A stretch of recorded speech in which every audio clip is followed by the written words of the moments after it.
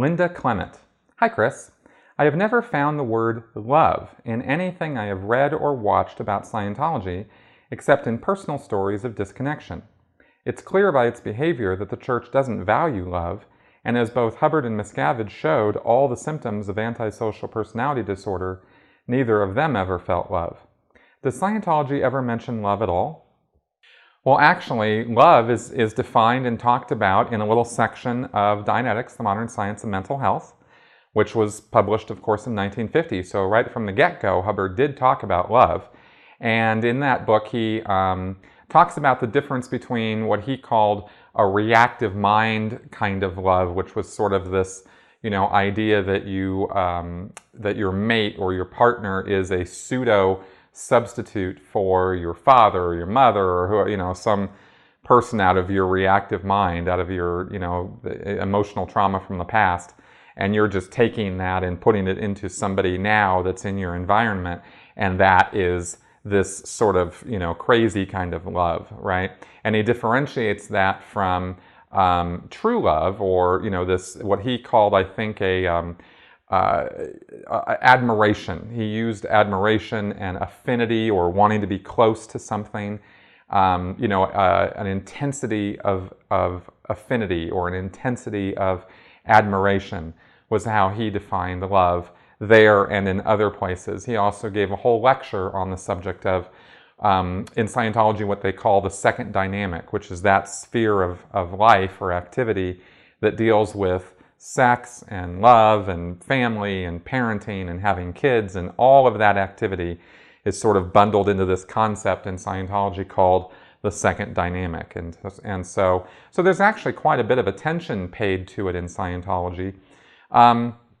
Not particularly a source of a lot of criticism particularly or anything like that, so it doesn't come up a lot in videos, or things I've spoken about, and it's not really commented on too much.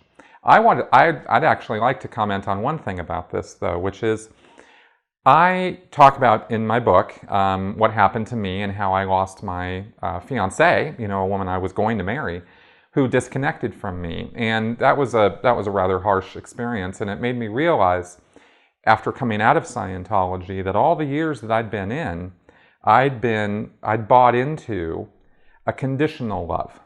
The idea of conditional love or conditional friendship, and thinking that that was a totality or a satisfactory kind of love, right?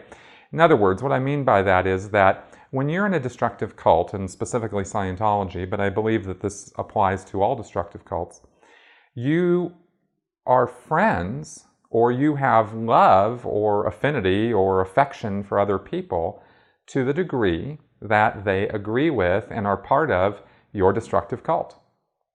I think that the word friend in Scientology is defined as a fellow cult member. And if you are no longer, if you become friends through the cult, and then the person leaves the cult or doesn't want to be part of the cult anymore, then that friendship is severed because that person is no longer a fellow cult member. And this definitely applies as well to relationships.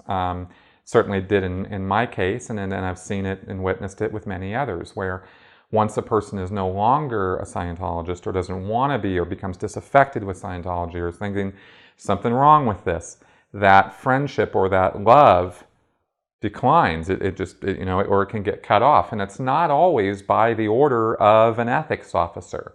It's a mental thing that people in these groups do.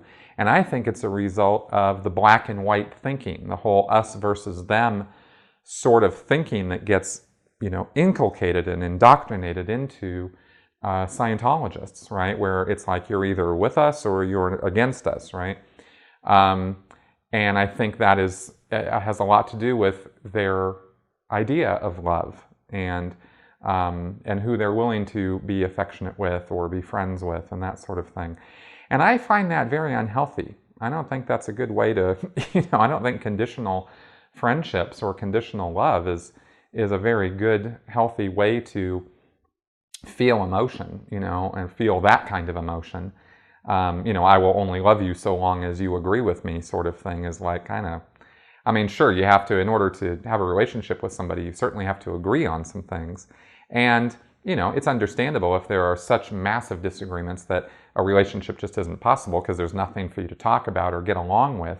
I'm really not talking about that. I'm talking about this thing where it's a conditional thing. So anyway, I think that's a comment that's needs to be made about emotions and affection, specifically with destructive cult members like Scientologists.